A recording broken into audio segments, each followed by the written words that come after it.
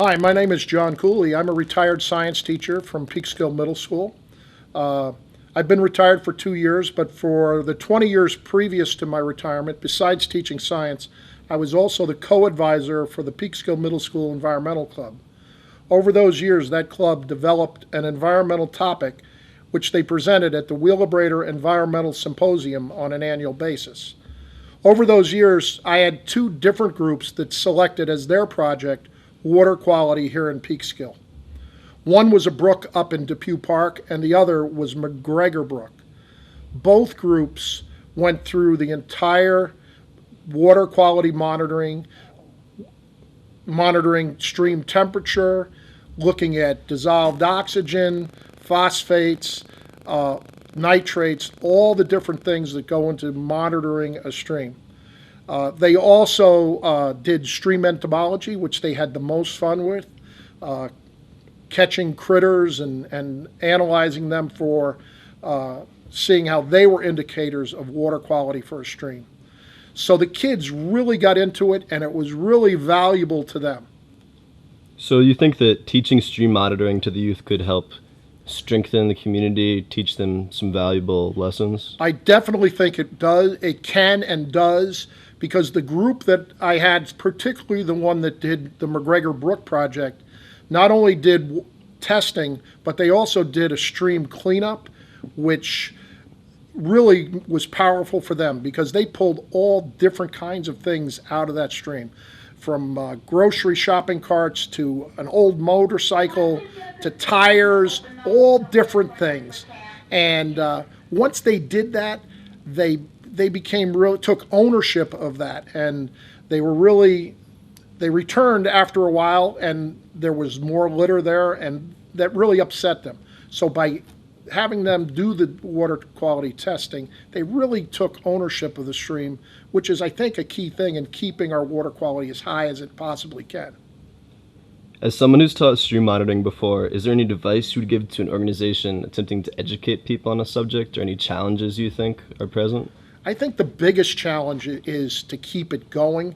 What we found, particularly with middle school age children, uh, that as the school year came to an end, they need that downtime, and we lost that component that would have continued. For really a stream monitoring project to be effective, it needs to show at least a 12-month period, so you don't get the highs and the lows. When we did our water quality testing, a lot of it was in the early spring when our water quality is going to be good, simply because the temperatures haven't had a chance to get things growing and have algae and water dissolved oxygen levels starting to be at the not so great levels. So that would be the biggest thing, is to try to get it over a 12-month period. Do you think that Peekskill's current lack of a stormwater management plan could possibly endanger the waterways I or the community around it? I really don't know that much about Peekskill's stormwater management plan. I do know that we've done things in Peekskill, such as putting medallions on all the storm drains, indicating that they drain to the Hudson to make people aware. But Peekskill's kind of a unique community in that our topography funnels everything into a very small area. And as you go down through towards the riverfront, it's all the water from a large area of land is going in quite a small area. I specifically remember when we had Hurricane Floyd a number of years ago, where our storm drains just couldn't handle it. It was 14 inches of rain in a very short amount of time, and everything just washed out. And whenever you have that much water that quick, it's going to wash some bad stuff down and into the Hudson. What do you think of a green jobs pipeline in Peekskill, where the aim would be to teach young people stream monitoring practices and stormwater management practices with the goal of getting them jobs out of that field? I definitely think anytime we can get our kids involved in environmental type activities, in my opinion, environmental type jobs are going to be jobs that are going to be there in the future. 20 years ago, not so much. But now, I mean, that's the new wave, and we need people who are trained in that. Hi, I'm Frank Catalina. I'm the mayor of the City of Peekskill. I grew up here, so it's changed a lot since I've been here. Primarily the modernization of the roadways, Route 9, 6, and 202, the main thoroughfares in and out of the city. And of course, the population has grown tremendously. Well, all the brooks and streams run directly into the Hudson River. The Hudson River is the main waterway, probably in the state of New York, but certainly for us, the river is the key to everything in Peekskill. It's the key to our economic vitality. We're close to the city. We have the railroad along the river. But the tributaries and the streams, nothing really has changed much. Some of them are enclosed now, and we have more flood control management. A lot of money was spent in the 70s and 90s, I believe, taking care of those issues. Because the more growth we had, it increased the amount of runoff, and that volume was handled by enclosing some of those streams and brooks. I mean, I think it's effective only because we don't have any more problems with flooding, and we haven't had any real problems with runoff or erosion. I have unveiled an initiative to open up the enclosed McGregor Brook, which is the main brook that runs right down the center of our city, right down Park Street and right down Central Avenue. Most of it's enclosed. I would like to open it up the way Yonkers did at Larkin Plaza, and I believe Mayor Spano in Yonkers has announced a plan to unearth the Sawmill River that runs through Yonkers, or portions of it. Do you see any economic benefit to green jobs, especially stormwater management focused green jobs in Peekskill? Well, not really. It's not my area of expertise, but certainly anything that we can do to encourage people to enter into that field and better manage our natural resources would be encouraged, and something that I would support. What do you think of a plan to train the youth in stormwater management practices and get them more involved in the community in that way? Do you think there's any future in that? I really don't know enough about it, but I would certainly encourage them. It's not something that sounds very exciting for somebody to enter into that field, but I'm sure the more they learn about it and the more they realize the impact they can have on the environment, that more people would be interested in it. And certainly something that I would support if it's environmentally safe and environmentally friendly. Yeah, we've had a lull through the last 6 or 7 years or so. There hasn't been much commercial development, and thus our tax base has actually shrunk. Our assessed valuation has shrunk. My focus is to bring those commercial properties back online, to bring new development in, to expand our tax base, to give our homeowners the tax relief they need. And we have significant projects on the boards now. We have about 7 or 8 major projects that can significantly increase our assessment rolls. So I think we're positioned in a very good way right now. Interest rates are low. The recession has been over for 4 or 5 years, and I think we're in a great spot. I'm Mary Foster. I am the former mayor of the City of Peekskill.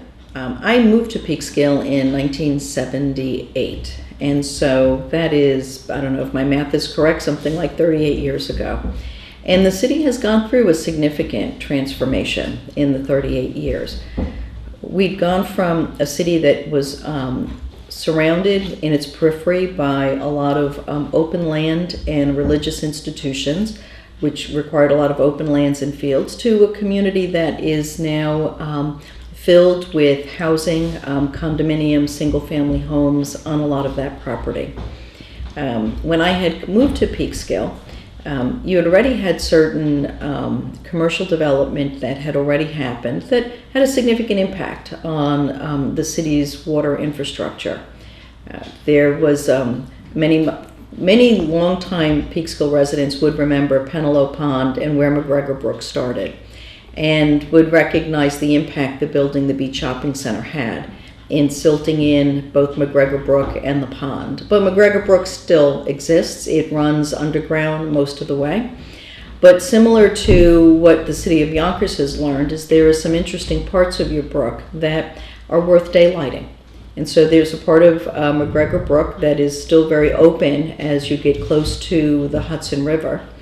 And in the city's endeavors over the years to pipe it and keep it underground, McGregor Brook from time to time has exploded and bursted the stormwater system and needed repair. So water sort of finds its own way. But also with a lot of the development that had happened in the city of Peekskill, understanding the impact that fertilizers on green lawns, on massive residential developments have on the water infrastructure is something that we're just learning about. It's not something that was really thought about or well understood 35 years ago or even 25 years ago. So we do see challenges with Lake Mitchell, which is a major water body in Depew Park. You do see stormwater surges through Dickey Brook and some of the other water tributaries that go through the city of Peekskill. And we do have, I guess, a lot of hydraulic soil, which means kind of water soil, is the best way I could determine it. And so in times you will see flooding. And understanding all of that is important as we think about future residential development. You know, what's interesting about the brooks and tributaries, if you think back to the formation of any community, those were some of the major waterways and travelways that communities built themselves. And so you had industry that ran along McGregor Brook. McGregor Brook sort of separated the north and south of the city of Peekskill. And you had commercial development pop up on either side of it.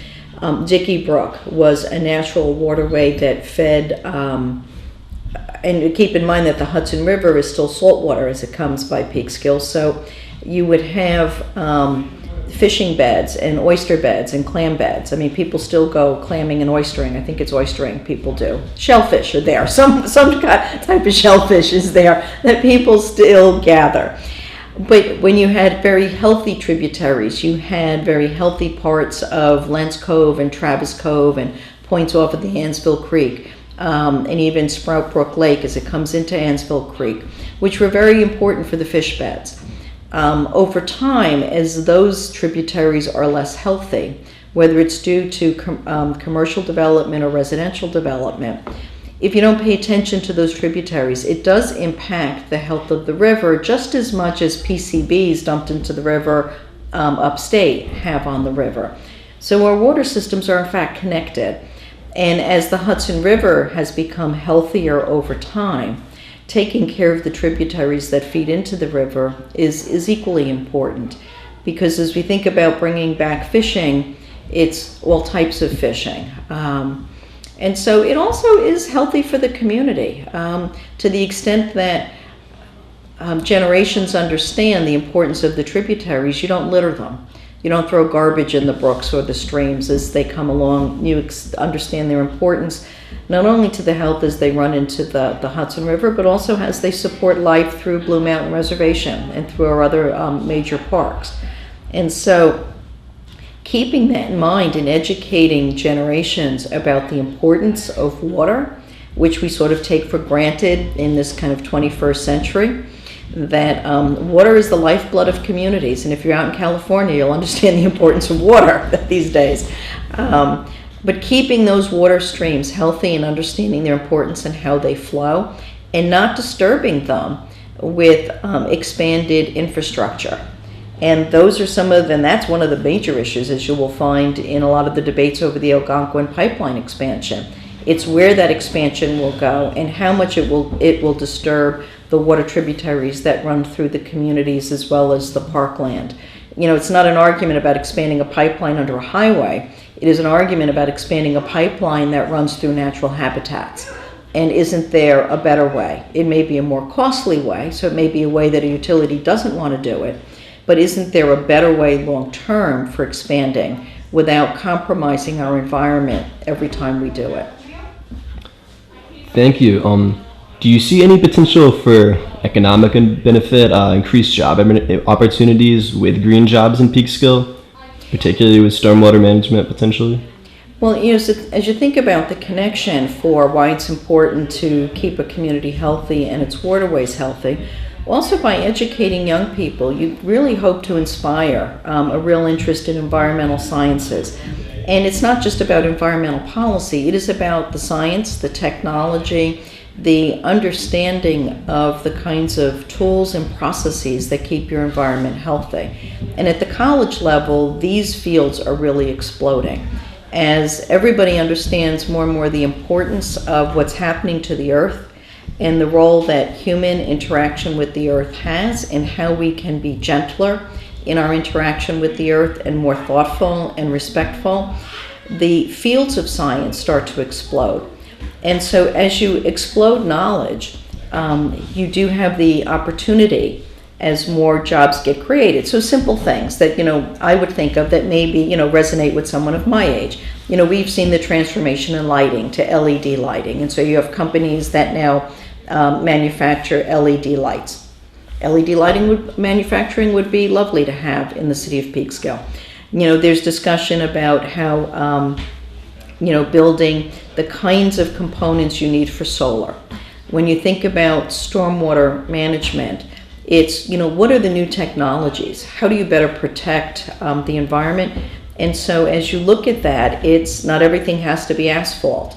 What does the new technology show in the different type of ground coverings, hard surfaces, soft surfaces, somewhat permeable surfaces that allow people to park vehicles and do things, but at the same time are not totally detrimental to the environment. The technologies and the jobs are around innovating those kinds of products, but then producing those kinds of products. Green jobs are also around how you sell and distribute and communicate, why those products are important to me. The ability to communicate more and more of that creates jobs, but it's a different kind of job. So it's not always the way we think of green jobs, And so sometimes people would think of green jobs as, are these landscaping jobs? Like, what do we mean by a green job?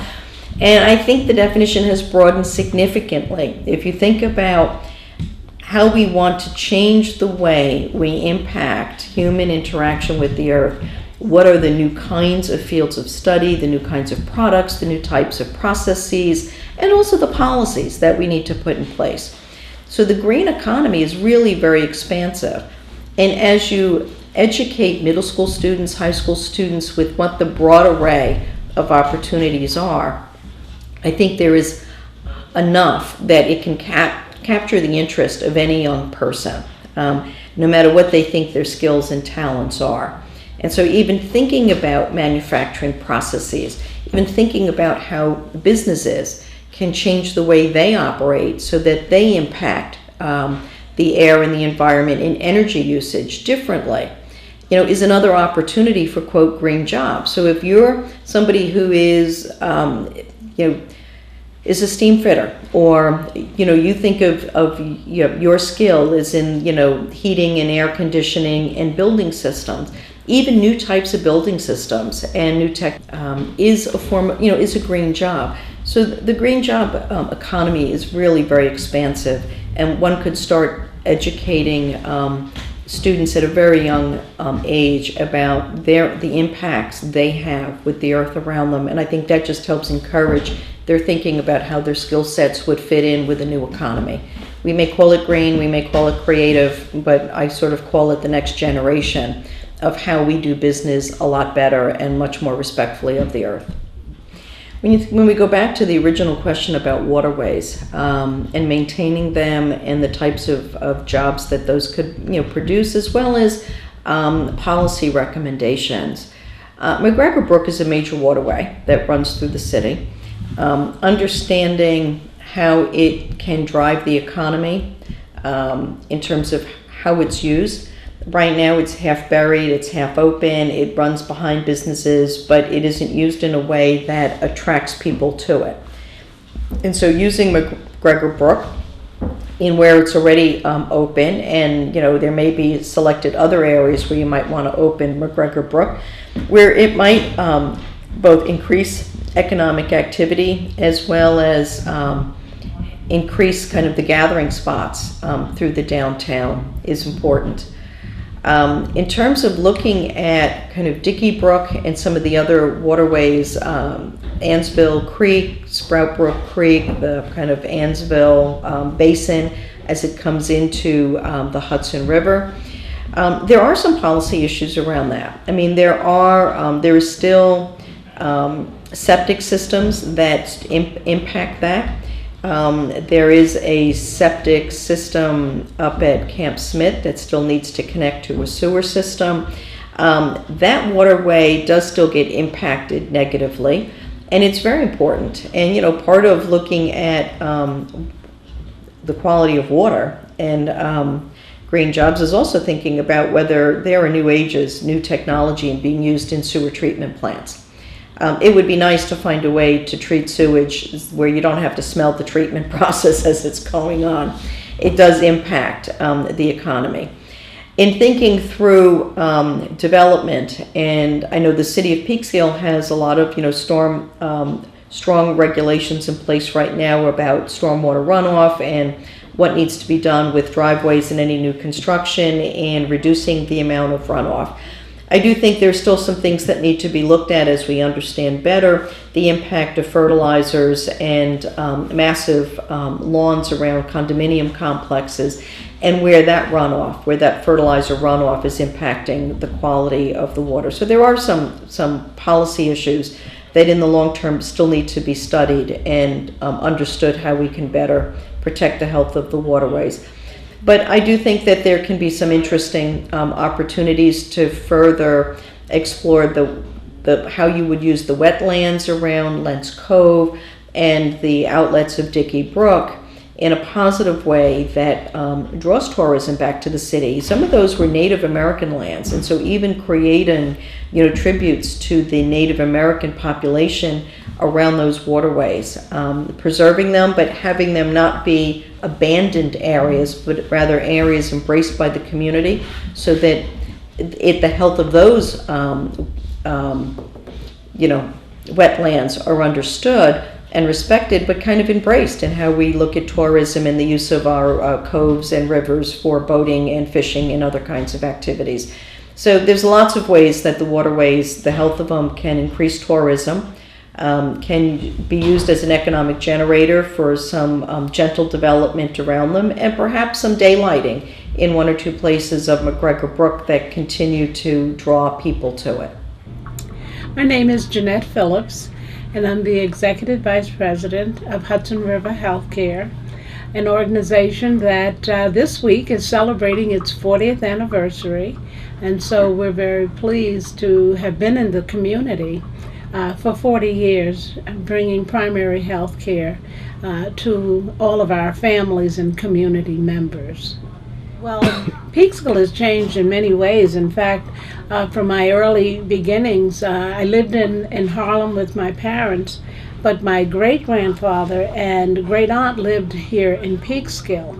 So we would come up for summer vacations and holidays to the country, and certainly seeing it from the early years of in the 40s to coming and living here in the 50s and then getting married in this community, I have certainly seen a lot of change.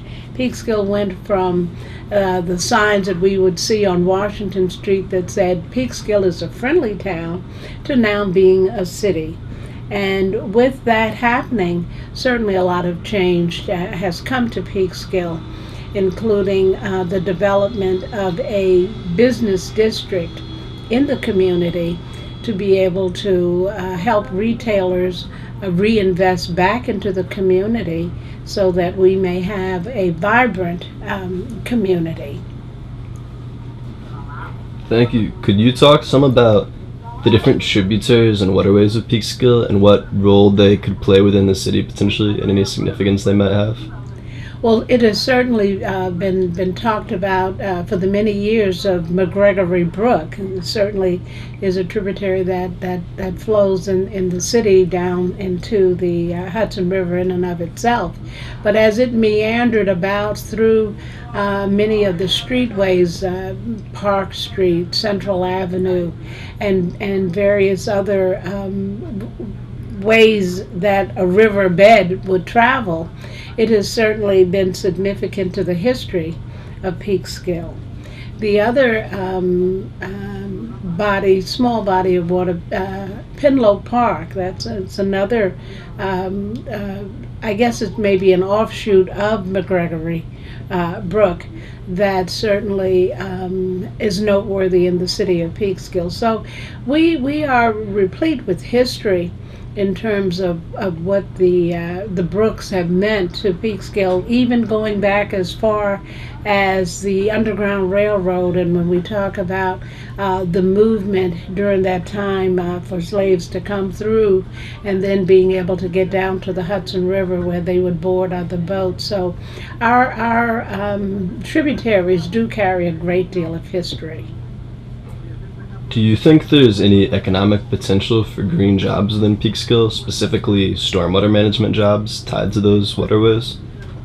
Well, I'm sure as the technology continues to go forward, and especially as our youth are involved in science symposiums, being able to check and test the waters, the value or what's in those waters that we speak of, being able to have that kind of early exposure from our middle school students on would certainly open the door for them to be able to participate in some other kind of jobs. But one of the other things that we could speak of when we speak about change and things to come into effect in Peekskill, I believe it was just last year that the White Plains Linen and Willabretta Waste Management Company came together to be able to have them partner with them in terms of how they do business, using the green imprint of not of being able to have zero emissions in terms of how they power up their plant. And certainly that has brought economic viability to Charles Point in terms of White Plains Linen being a very large employer. Peekskill is known to be called the jewel of the Hudson, and with the waterways that we spoke of, those tributaries, brings us down to the Hudson River, and certainly the Hudson River in and of itself gives way to a lot more technology and a lot more learning, and how we continue to seek to keep that water and that environment safe, keep that environment so that it becomes a benefit for all of the communities, all of these Hudson, valley cities that border the Hudson. It is one of our most majestic rivers in this area, and we certainly want, through education and through education and technology, but also through the fact of community awareness, that we become good stewards of that we have. Well, Peekskill is certainly a city that's more than bouncing back, if you will. It's finding its own in terms of, as I mentioned, about the business improvement district, in terms of the retail stores, and in terms of additional housing units, in terms of the parks, the Peekskill Riverfront Green, certainly with its walkways and other activities that will be brought there so that people may enjoy the beauty of it, as well as it factors into people being able to live in Peekskill, work in the city, or work in Peekskill. It certainly brings about a broader base for our community to continue to grow. Hi, my name is Lafern Joseph, and I am the chairperson of Sisters in Support, a non-for-profit agency here in Peekskill. We do the Underground Railroad tours. There are several sites in Peekskill, one on Main Street, a home that belonged to an abolitionist in the 1830s by the name of Harley Green. He then sold the same house to a Quaker by the name of William Sands, who was also an abolitionist. There is also the AME Zion Church that was built in 1852 by the free blacks in Peekskill, that was also a hiding place. And there was also McGregor's Brook. McGregor's Brook was the way that they entered, but they came by many times they came by rail, they came by foot, they came by rowboat, and they walked the waterways so that, of course, they could not be hunted, or the dogs could smell them on the way by the bounty hunter. There is also a tunnel. There was an abolitionist by the name of Henry Ward Beecher. His summer home was here in Peekskill. He had this tunnel built. He also had a church in Brooklyn called Plymouth. So he would be up here, and many times the waterway they would follow that waterway coming from McGregor's Brook and come through town, not being seen, and they would find their way up to his tunnel where other runaway and freedom seekers would meet them and take them up to Henry Ward Beecher's home for refuge until they had rested, they had change of clothes, and stayed as long as they needed to, and then they went on their way with his blessing to Canada, further north. It is not the only tunnel. We were told about this tunnel by Ethel Jackson, who wrote a book called My Memories of 100 African American Families in Peekskill, and her son was also the mayor of Peekskill at one time. And we were also told by Kathleen Mosier, whose family dated all the way back to the Petersons, who had shot the cannon that stopped the ship, the Vulture, that had the plans from West Point on it, thereby changing the outcome of the Revolutionary War. So we had these historians who told us at Sisters in Support about the Underground Railroad that came through Peekskill. But what was most important was that the waterway, McGregor's Brook, played a very important part, because if Peekskill had not had that inlet that came in, if you follow the waterway until you got to McGregor's Brook, it was straight, and when it got to McGregor's Brook, the land went in. So when they rode, you couldn't see that they were coming in and going up this waterway. Also, plows, iron plows were made here. Potbelly stoves were made here. So it was a big industry during that time, and there were a lot of ships in the area down at the river. So there were a lot of ways for freedom seekers and runaway slaves to just find their way to freedom here. What's important here also in Peekskill, there have been more sites and more places of refuge here in Peekskill than we found and that we were told about. Many of them have been covered up. Many of the houses have been torn down or burned down. But Peekskill was the hub. Peekskill played a very important part in the Underground Railroad and helping people to freedom. And that's a positive and a great dynamic about this town. People worked together. Hello, my name is John Curran. I'm here in Peekskill, inside the Peekskill Museum, which is essentially the historical society for this community.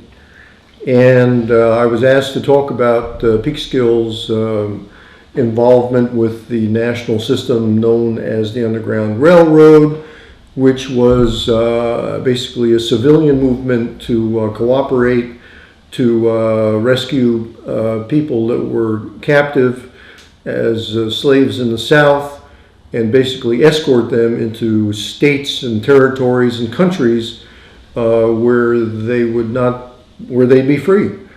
And Peekskill is located along the Hudson River, and the Hudson River was one of the routes taken by the people involved in the Underground Railroad activities.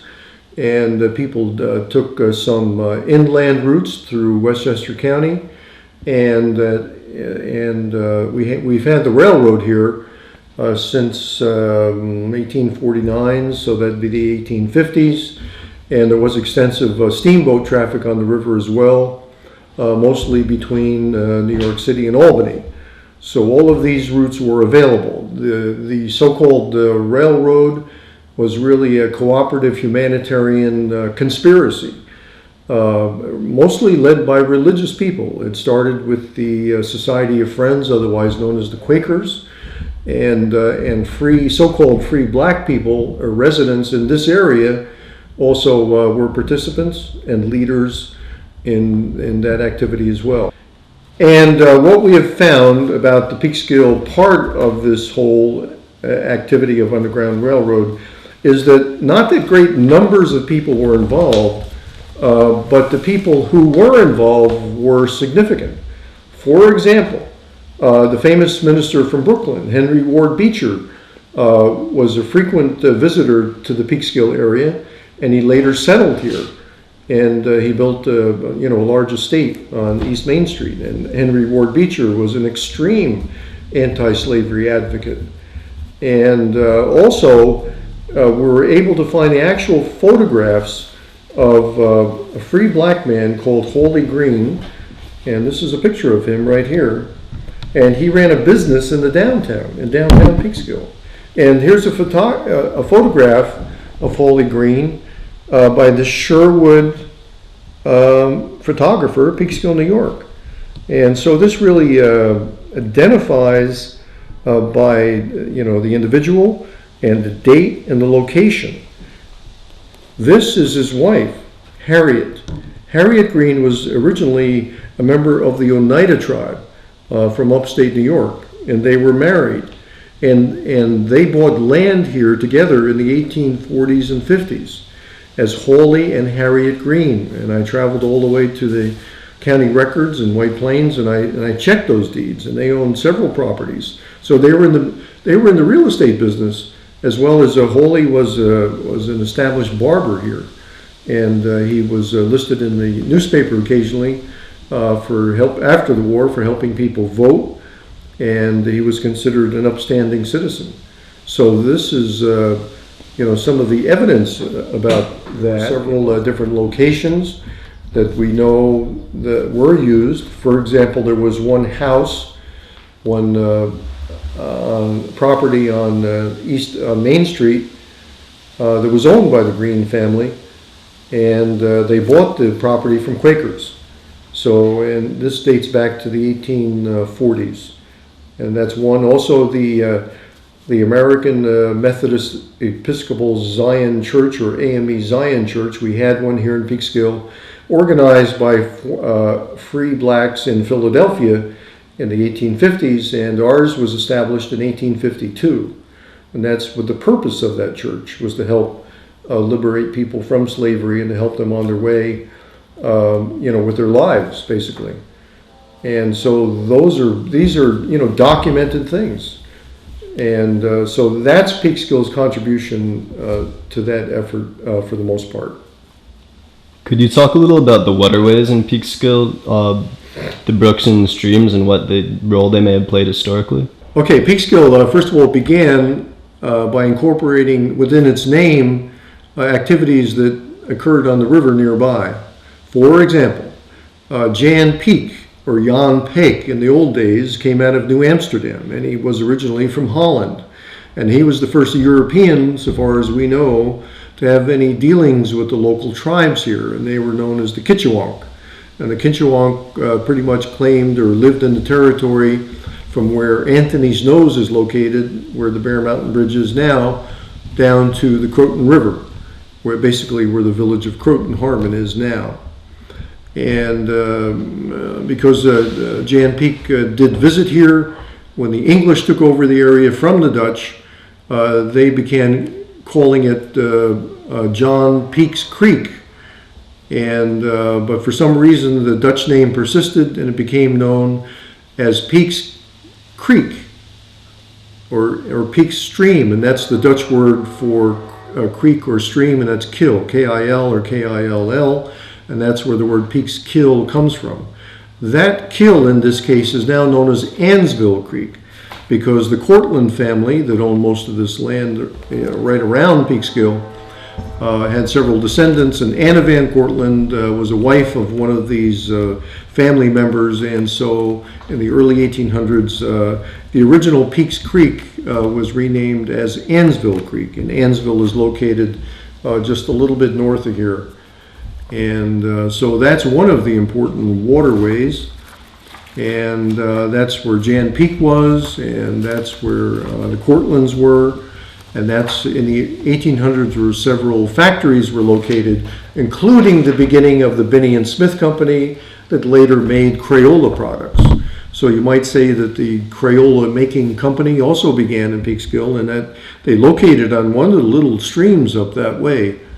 It was called Tobacco Hill originally, but it's off Sprout Brook, off the Sprout Brook, which is really just kind of a trickle stream that feeds into the Ansville Creek, which used to be the original Peaks Creek.